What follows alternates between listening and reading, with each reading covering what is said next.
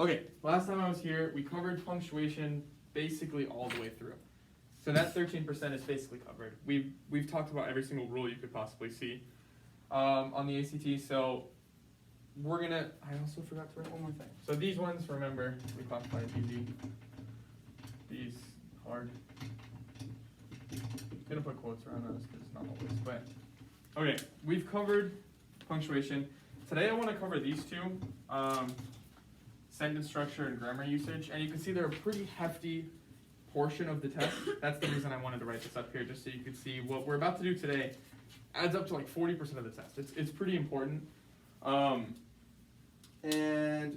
it's interesting because they do sit in the easy portion of these questions, so they won't most of the time be that hard. A lot of the times you can do them with intuition, but there will be some that go against your intuition, and the rules I'm going to cover today more cover those things that don't exactly fall in place with your intuition. So I call them golden grammar rules. There's going to be 6 of them, and another one that I'm just going to talk about at the end that as advanced students I think you guys already understand, so I'm not really going to mention that one.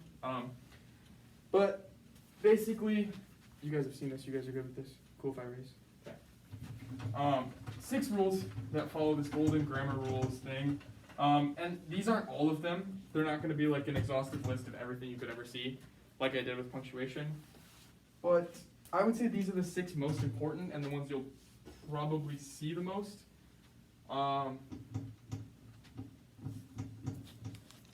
So those are the only ones I'll cover. We'll go through. Probably gonna. How do I want to structure this in here? Okay, I'll probably give you the rule, then a maybe a little bit of an explanation, and then I'll write an example, and as a class we'll figure out, is it right, is it wrong, how do we fix it, just so that we understand how the rule fits in context. So the first one, I would say this is the one you're going to see more than any other grammar rule, not only on the ACT but in the real world. This is the grammar rule when you think about it. This works in every single language at some sort. And the rule says that subjects and verbs should always agree.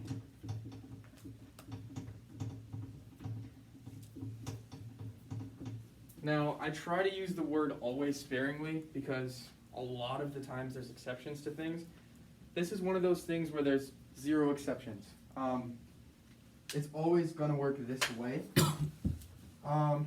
So basically, we know, I hope, what that means. The subject of the sentence is what the sentence is talking about, and the verb is always an action. And we want to make sure they're conjugated in relation to each other. I think the best way to explain this would just be through example. So I'm actually just going to go into one right now.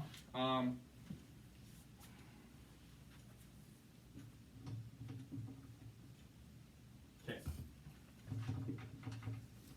So I'm going to go the students seated in the classroom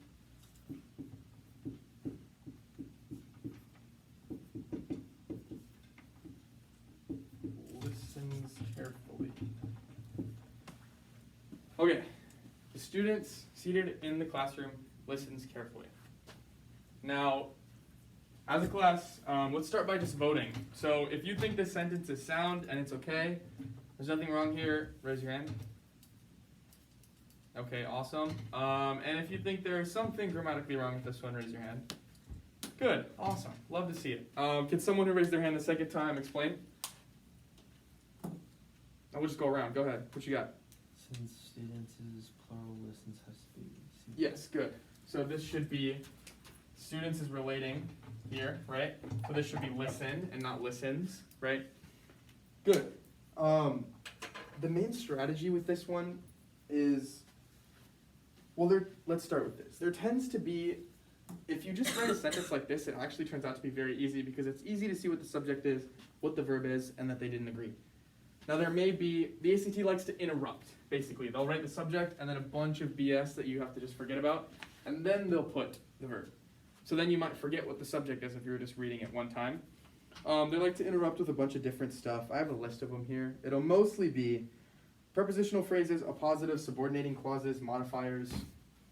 No one cares. Whatever it is that's interrupting, don't let that get off of what the subject is.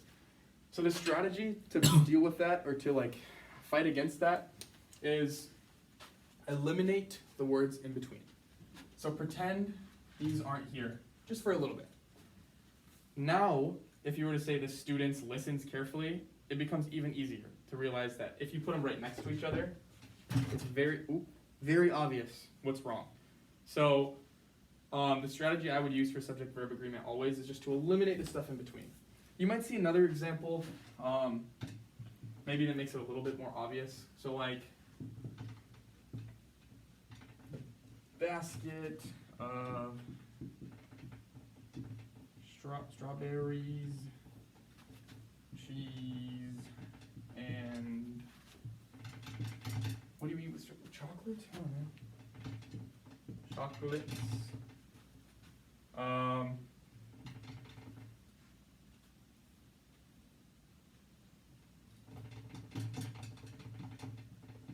Okay, this is another one. The basket of strawberries, cheese, and chocolates are really tasty. This is one, it's simplified to an extent where I would expect all of you to get this question right, but there's a lot of times where people will miss questions similar to this where they don't realize what the subject is.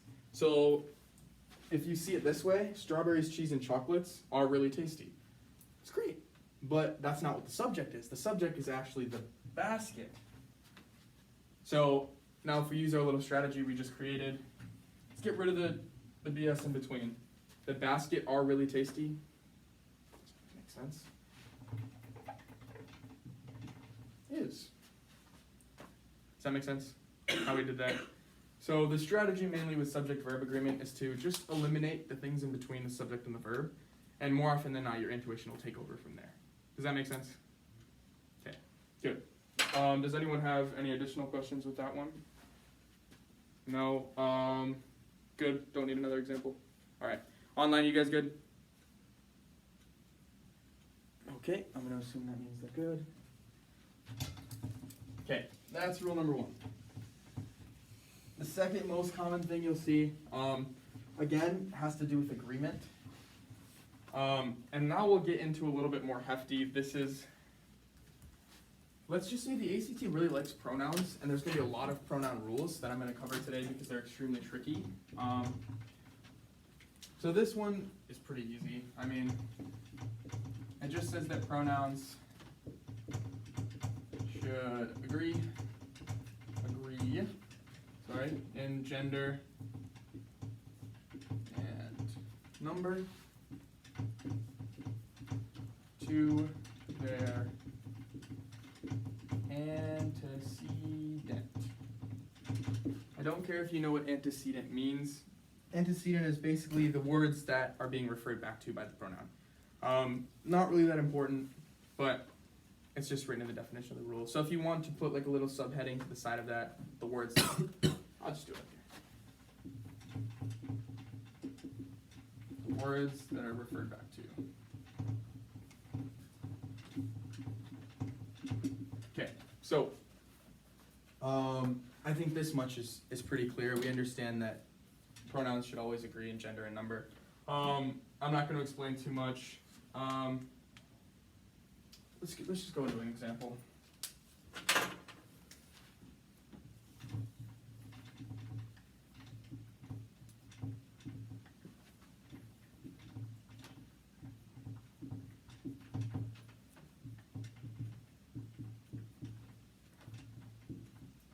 Okay.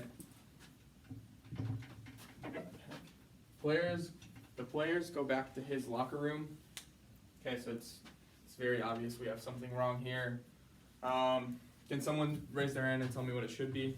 Not the players go back to his locker room, but yeah, go ahead. His should change to there. There, good. And just to be clear, I'm gonna check you here. Which there are we using? You got it. I know. You got it. I'll say T-H-E-R-E. No, T-H-E-I-R. Or wait, yeah, E-I-R. That's how you spell it. Yeah. That there is like over there. THERE is over there. But yeah, this there means like belonging to them. So the players went back to their locker room, not his locker room. Pretty clear here, right? I mean, we have to agree in gender and number. In English, our plural ones aren't gendered, so just focus on the number here. The players, since it's plural, it can't be his, that's singular. So we need them to agree. Got a plural one. Gender, we don't have to check here because it's plural. So makes pretty good sense there. Do I have another example of this one? Oh yeah, we do. This actually does have a really big, important thing I forgot to mention. We'll come to that in a second. I just want to give you guys the example and see how many people already know. Let's see.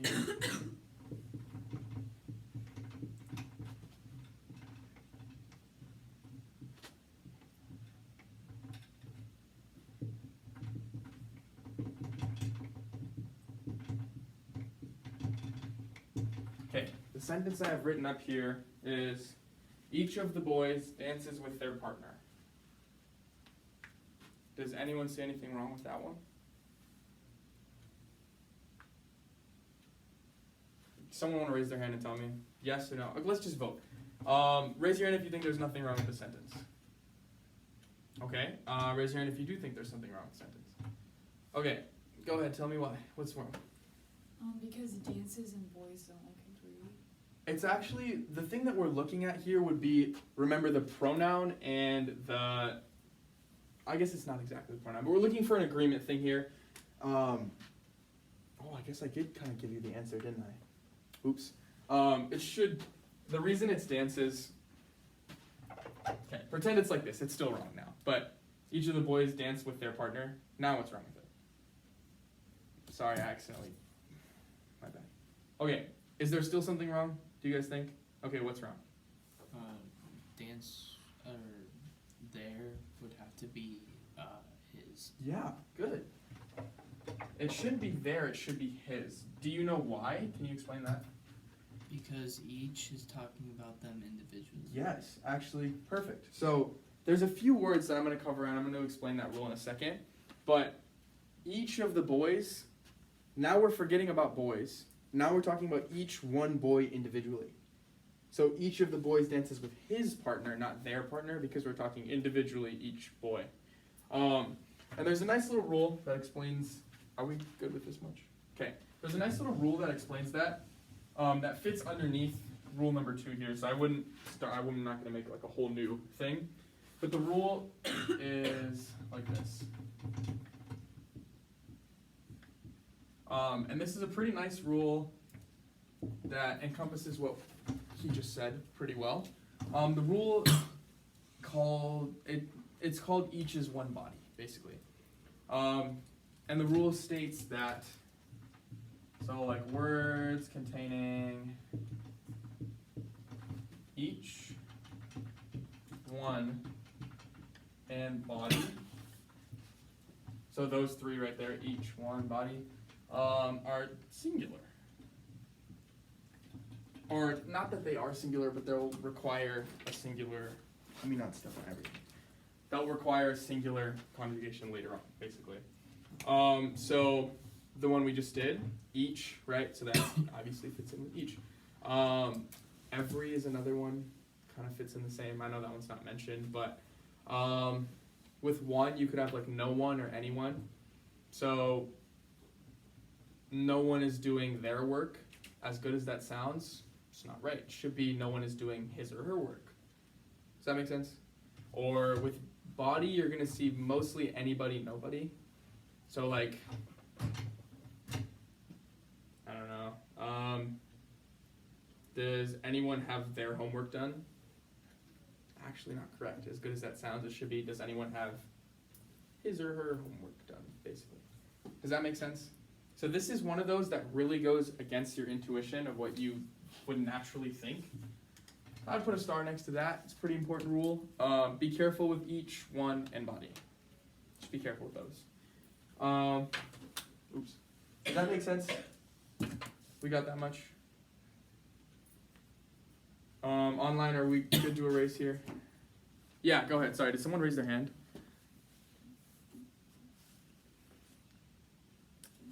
Okay, someone just has a raised hand emoji. If online, just feel free to unmute yourself and just start talking. It's okay. Okay. No question? Alright. We'll move on then. Whoever that was, if you feel free to just interrupt and ask questions whenever. It doesn't, not a big deal. Okay. My third rule. So those two, I'll give a little pre-thing here. Those first two, they were a little bit. The reason I picked those ones, even if they're not super duper difficult, other than that each is one body thing, is that they're extremely prevalent. You're gonna see a lot of those. Those type of things come up a lot in English and on the ACT. These ones may not come up as much, but they're so frequently missed that I do want to mention them, and I'm going to call them golden rules because of how often they're missed. So start with here. Let's go. Possessive pronouns should be used.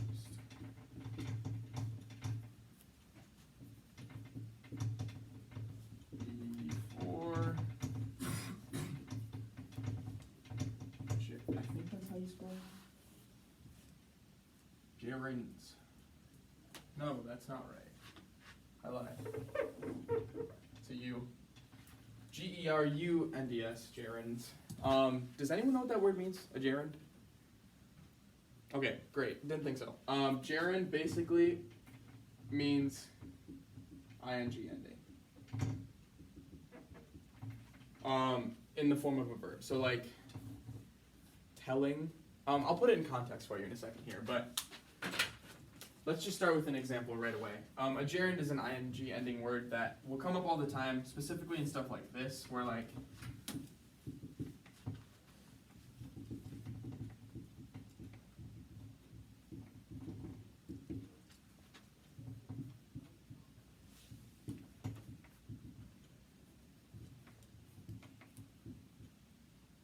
okay, I have written up here, him biting his shirt.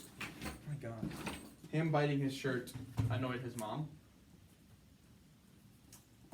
So the gerund here would be biting, right? Because we have an ing ending word right there. Can someone tell me what's wrong with that based on that rule I just wrote above it? Possessive pronouns. What the heck did I write up here? That's not what I meant. I'm so sorry, guys. That was not right. Possessive pronouns. That's what it should be. Possessive pronouns, sorry, should be used before gerunds. So we have a gerund here. So we should use a possessive pronoun before. Is him a possessive pronoun? No. So what would the possessive pronoun be there? His. Good. So this shouldn't be him biting. It should be his biting. His biting his shirt annoyed his mom. That's grammatically sound. That's grammatically correct. I guess sometimes people have trouble determining like what's a possessive pronoun and what's not. Some people think him is a possessive pronoun, and some people can instantly get to him, or sorry, his. So I'm gonna give you a little shortcut thing here. Let's say we're talking about. This is what I always do.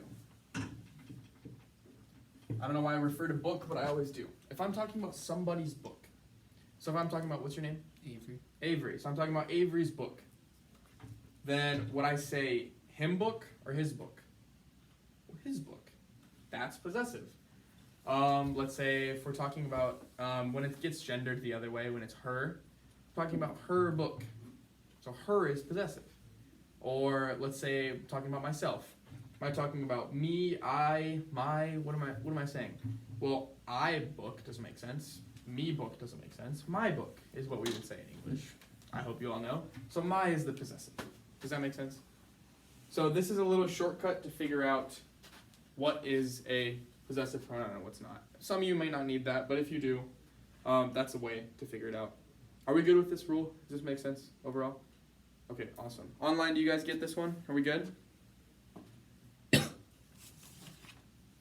All right, I'm seeing thumbs up emojis. Good. Let's go on to the next one then.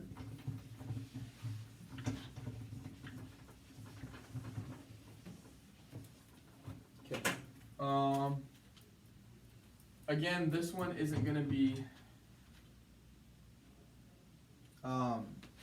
It's not that this one comes up all the time, but it's so frequently missed and it's so confusing to students. So we might spend a little bit more time on this one, just as a warning, because it's really confusing. There's going to be a lot of words that maybe you haven't heard or don't understand yet, and I'll give you easy tricks for all of them, so don't worry about it. But the rule is that pronouns should always be in the correct case. Now, what is the correct case? What does that mean? There's going to be two different options, at least two different that the ACT is going to test. Get rid of that. They're going to be subjective or objective. So those are the two cases of pronouns we're going to cover. Now, the reason it's so intimidating and so many people miss it is because no one wants to study something where we start with pronouns should be in the correct case. Well, what the heck is the subjective case? What is the objective case? I'll give you quick definitions for it, and I'll explain exactly what they mean in a second, but subjective means that that pronoun can be used as the subject, hence the name, and I guess you can see where I'm going with this. Objective would be used as the object of a sentence. So that's the difference between them. And they should be in the correct case, means depending on where you're putting this pronoun, if it's the subject of the sentence, then the case has to be subjective. And if you're using a pronoun in the object of the sentence, well then you should use the objective case. So they'll fit together that way. Does everyone know the difference between a subject and an object? Okay, even if you don't, that's perfectly fine. It's kind of tricky. The way I like to think of it, and this may be a little bit ambiguous, but just walk with me here. We'll get to an example and it'll make sense. But subject is doing the action, whereas an object is having the action done to them. Does that make sense, kind of? That's just the general way of I think of it, but I'll show you an example and it will make sense. So let me give you one more little tidbit, because it can be confusing, what is subjective and what is objective, examples of them. I gave you a previous rule about the book, right, to how to figure out if something's possessive. I have similar rules to figure out if something is objective or subjective. So,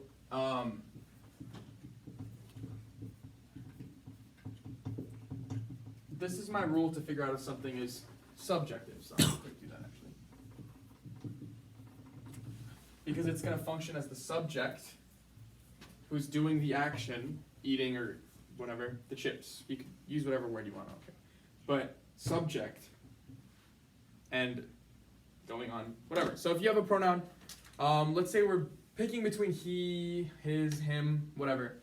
For it to be subjective, would I say him eats the chips?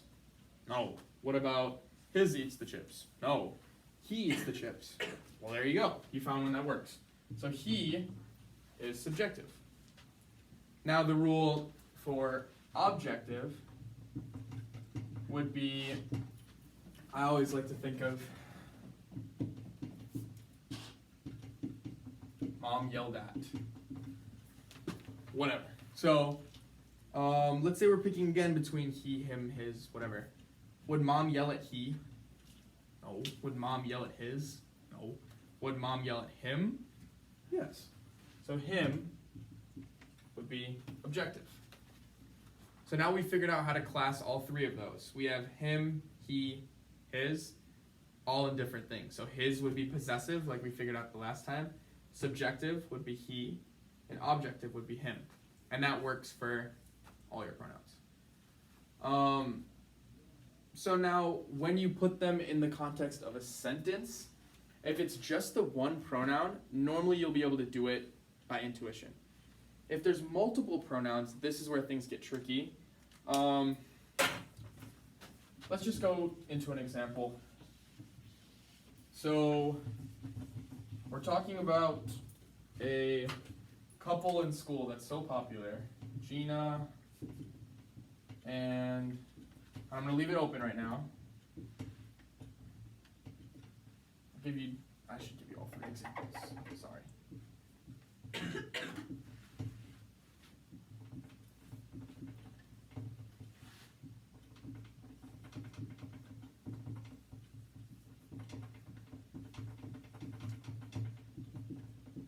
So, I have Gina and whichever pronoun we end up choosing, he, him, or his, are the most popular couple in school. Would someone like to take a stab at how to approach this question? Let me give you a little more information. So let's go through that test we just did, right? If we're eating the chips, him, he, or his eats the chips. Which one is it? He. So that would be subjective.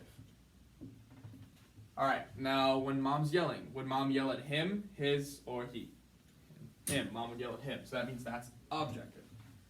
And now when we're doing possessive, is it he book, him book, or his book? His book. So that's possessive. Okay, so those are your 3 options. Now we have a sentence here that says Gina and are the most popular couple in school. So is this pronoun functioning as the subject, object, or is it possessive? Subject. Good. So which one would be correct? He. Good. Now, as weird as that sounds, it sounds weird to say Gina and he are the most popular couple in school, right? Because normally we would gravitate toward Gina and him. That's just what we would say as English speakers. Technically, it should be he because it's in the correct case. Does that make sense? So, this type of question would be considered very hard on these. It's a hard question, but it fits into those easy categories, like I said before. So that's what I mean. That's why I always put quotation marks, because this is one of the hardest things you'll see on the test. This is very tricky because it's completely against your intuition. But you might see, I have another example that I actually quite liked here. Yeah, let's go to this one. So I'm going to switch it.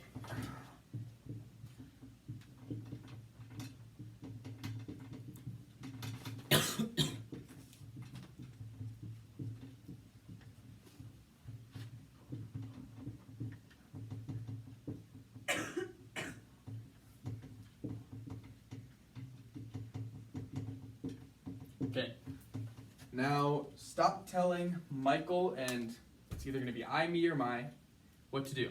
Let's start by figuring out what case each of these are. So let's go through our tests. So let's start with eats the chips. Do I eat the chips, me eat the chips, or my eat the chips? I eat the chips. So that would be subjective. Now is mom's yelling? Is mom yelling at I? Is mom yelling at me? Or is mom yelling at my? Me. So that would be objective. And now when you're talking about a book, is it I book, me book, or my book? My book. So that would be possessive. Now, stop yelling at... Stop telling... Wait. Yeah, that's right. Stop telling Michael and me, I, my, what to do. Am I functioning as a subject, object, or do I need possessive here? Object. We're functioning as the object, correct. So we need me. Does that make sense? Because we're the object of the sentence, the action is being done to us, not us doing the action. Does that make sense?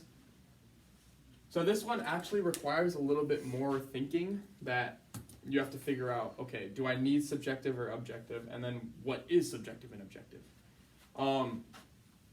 There's a small trick here that I like where I told you before, if you simplify it down to just one pronoun, normally things become easier. So Michael and I is a thing that we hear all the time. Well, your English teachers will tell you it's always this person and I, not this person and me, right? But it depends on the scenario, and the way to do that, just forget about that. Make it just one thing. Stop telling I what to do is clearly wrong. Stop telling me what to do makes sense. So that one makes it a lot easier. You should just eliminate and make it one pronoun. This one, bear with me because it's a little bit weird. Let's say we made it singular and we're just talking about him. We're going to eliminate that. And because now it's singular, we're going to conjugate this verb to singular. Now, if that verb were singular, I know you can't be a couple by yourself. Bear with me. He is the most popular couple in school. Him is the most, or his is the most. It's pretty clear it should be he then, right? I know it's weird because you can't be a couple by yourself. But like, next, even just the next word, him is, doesn't make sense. He is makes sense. So that's why it's subjective there. Does that make sense? So if you ever get stuck and you can't follow all these rules, just make it one pronoun, and normally it'll just come through by your intuition that way. Are we good with that? Okay, I know this one can be a little bit tricky. It's a lot to take in at one time, but overall pretty good. I'm happy with how quickly you guys picked that up. Online, do you guys understand that one? Okay, I'm seeing thumbs ups. Good. All right. So those are the 4 major grammar rules. Now I'm going to cover a few more that more fall into that sentence structure category. Overall, sentence structure, I would say, is a lot easier. So we love to see that it has such a high percentage on the test because it's pretty easy. So the important thing here is, I'm just going to preface this by saying it's a little bit hard because none of these are going to be particularly wrong, per se. They're not going to be like, if you don't follow this rule, it's not English. It doesn't make sense. Well, it does make sense, but on the test, remember, we're editors, right? And we're trying to make the thing sound as smooth and as flowy and as good as possible. And if you were to write something that didn't follow these rules and send it to a professional editor, let's say you're publishing a book and you sent it to them, this is the first thing they'd catch. They'd catch these things right away and fix them. Because that's what editors do. It may not always be grammatically incorrect, but it's still bad because it's not clear or it's not whatever. So just keep that in mind. The first rule I have for you in sentences would be should be in parallel. Sure. Sentences should be in parallel form. What does that mean? I like to think of it as just keep your verbs conjugated the same way when you're going throughout a sentence. So let's talk about Barbie. Barbie likes, I don't know which, cooking, reading, and interior decor. Okay, Barbie likes those 3 things. Can someone tell me what's wrong with that? It's not grammatically incorrect. I made that clear at the beginning, but if you were to send this to an editor, they'd catch something wrong right away and they'd fix it right away for you. Do you know what's wrong with that? Yeah, go ahead. 2 of them after the reading. subject, or not subject, but Okay, yeah, you're on the right track. Sorry, whoever was online, say that again. The comma after the reading. That's okay, actually. Remember when we're making a list here, cooking, reading, and interior design? You guys are all catching on to the same thing, that it sounds weird because it doesn't sound like a list that interior decor is here. Go ahead, yeah. Should be decorated. Decorating, good. Should be interior decorating. Does that make sense now? So you were right that I guess the cases are a little bit different, yeah.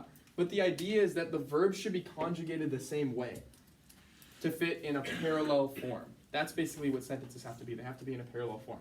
So now it makes sense that you have cooking, reading, interior decorating, how they all fit together and they all make clear sense that way. So the other way wasn't grammatically incorrect per se, but this is definitely better. So look out for parallel structure. There's one more type, similar. Just give you another example here, like, all right.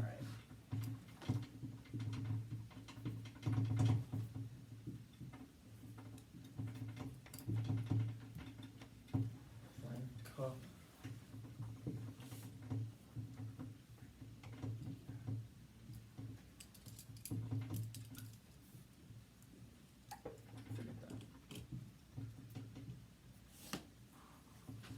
do you spell daisy? What the heck? Just ignore this.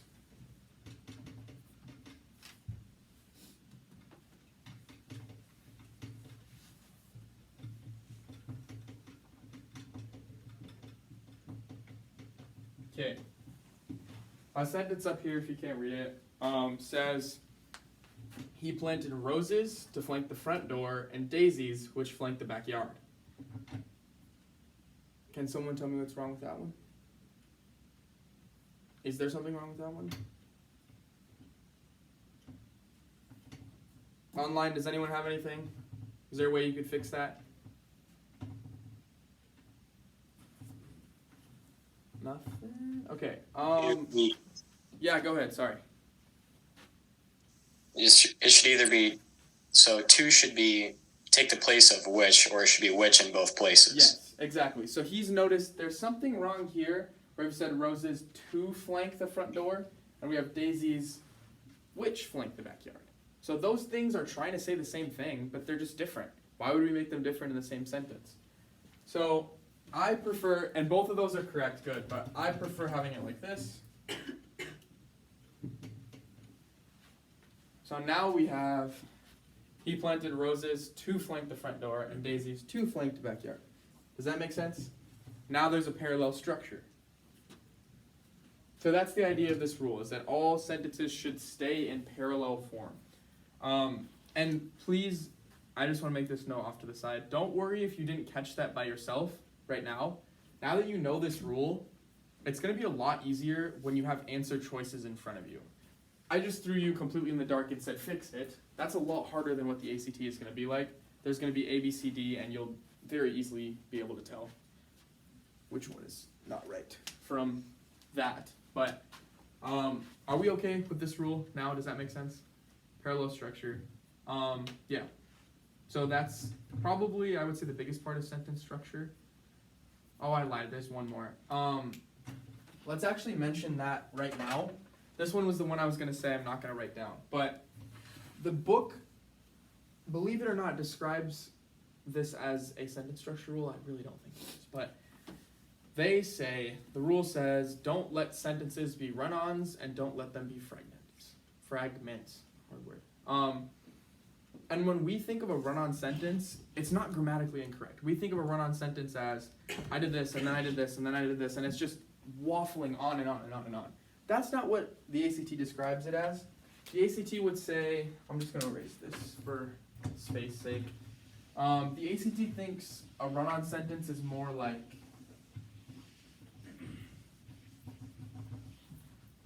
literally a sentence that is two, but they just got fused together with incorrect punctuation. So like,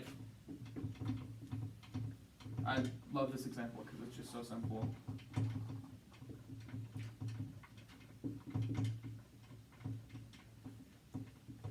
I know I used this exact thing last week, I think. I went to the store, I bought flowers. If we left these as independent sentences, perfectly fine. That's good. But the ACT sometimes will do this, and they'll put like a comma here. I went to the store, I bought flowers. Okay, that's what they consider a run-on, where it's two sentences that realistically can't go together, but you just put incorrect punctuation. Does anyone know what that comma, that mistake is called? Just out of curiosity. Comma splice. Okay, amazing, whoever said that. That's a comma splice. That means you used a comma instead of a stronger form of punctuation, like a period, or like we talked about last week, we can use semicolons here. That's a horrible semicolon. Semicolons here. Also, so you needed a stronger form of punctuation there and you used something weaker, a comma. Not okay. That's what they consider as a run-on sentence. So just know your sentences have to be sound. They have to end. And they also can't be fragments, like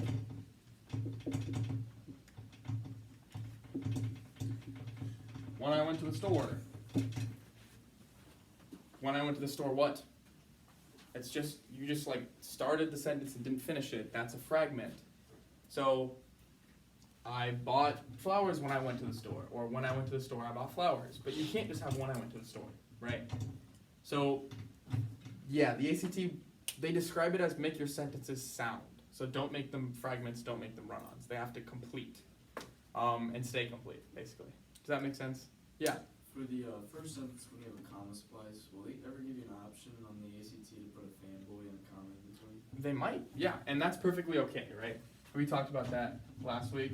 So his question was for online people, if they had a comma splice here, would they give you a chance to do something like this, where we have a comma and a fanboy, like we talked about in the punctuation lecture? Yeah, that's perfectly fine. What they won't do is have that be an option. This might be answer choice B, and this be answer choice C. That won't happen because both of those are correct, right? So with grammar, it's a little bit different because they might give you multiple that are correct, but one is the best. With punctuation, they won't do that because punctuation is really an author's choice. It's not up to editors to do that. Editors have complete right to fix grammatical issues and like parallelism. Yeah, one is just better than the other. That's clear. All people that are like English experts agree on that. Punctuation, it's right or it's wrong. It's that simple. So they won't ever make you pick between two. Good question though. Does anyone else have any other questions with these? Online, are we good? Cool. All right. Last one. This one isn't gonna fit exactly like the rules that we've done previously, because this one's a more general rule. It's a very I don't know exactly how to describe it. It's a general rule, let's say, and it is the economy rule. Don't know if I mentioned this last week, but this is probably the most important rule that I'm telling you today. If you're going to take anything, please take this. And there's two subsections to this that kind of mean the same thing, but you'll know. You'll understand. There's two sections. I'm going to call them A and B. So when you say something is economical, normally what you mean is that it's efficient, right? It's not wasting. If you're at a power plant and it's very economical, that means you're not wasting resources, basically. So here, the economy rule means in English, we're not wasting words. So the first thing is, don't write this down, but don't write it down yet. You will eventually.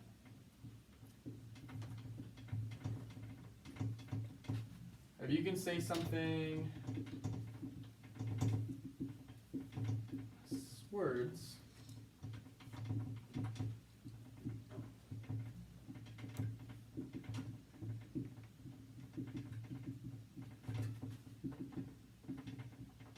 this is the rule. However, I didn't want you to write it down because it actually breaks itself. This is a really bad way to explain this rule. If you can say something in if you can say something in less words, say that something in less words. Oh my god, I said words again. Whoops. If you can say something in less words, say that something in less words. Okay, that's really flabby, that thing that I just wrote up there. Is there any way we can cut that down and say it in less words like it says? Someone have a suggestion? Online, does anyone have a suggestion? How can we make that less? We can say the same thing. I want to say the same thing, but I want to use less words. Replace the second part with like do it. Amazing. That's exactly what I would do. So this right here, really long, and it's a lot of words. Well, what if I could say the exact same thing by just saying do it? Good.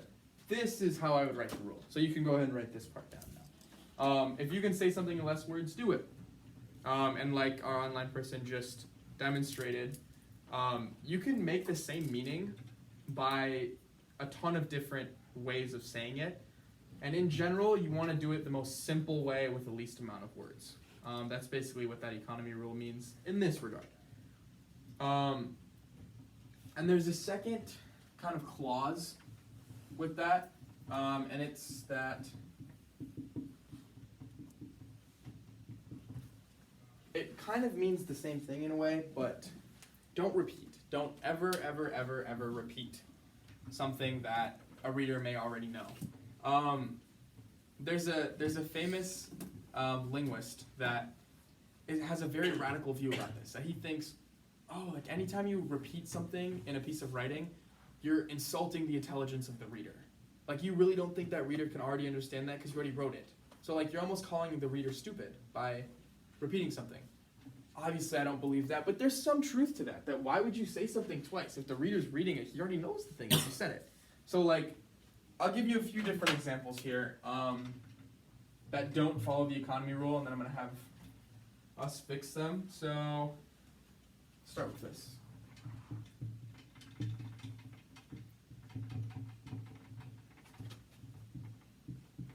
Summer months.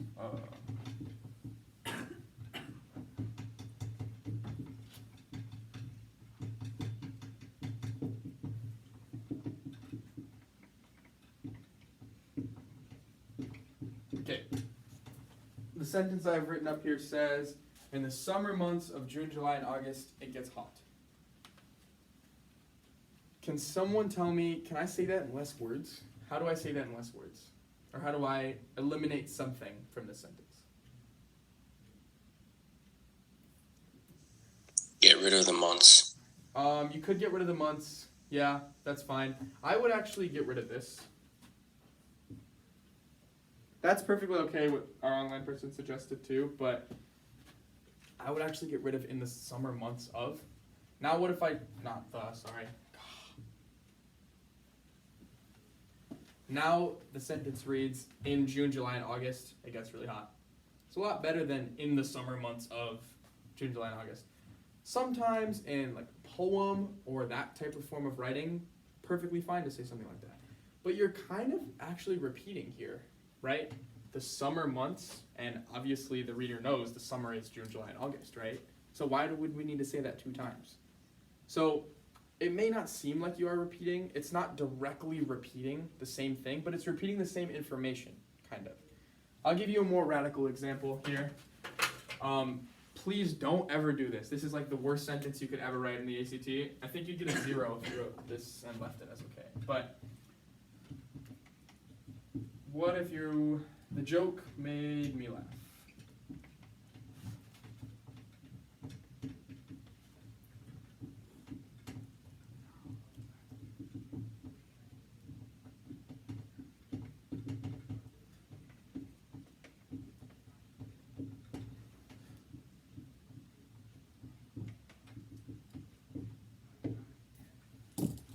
Alright, this is probably the worst sentence you could ever write because of how much it repeats.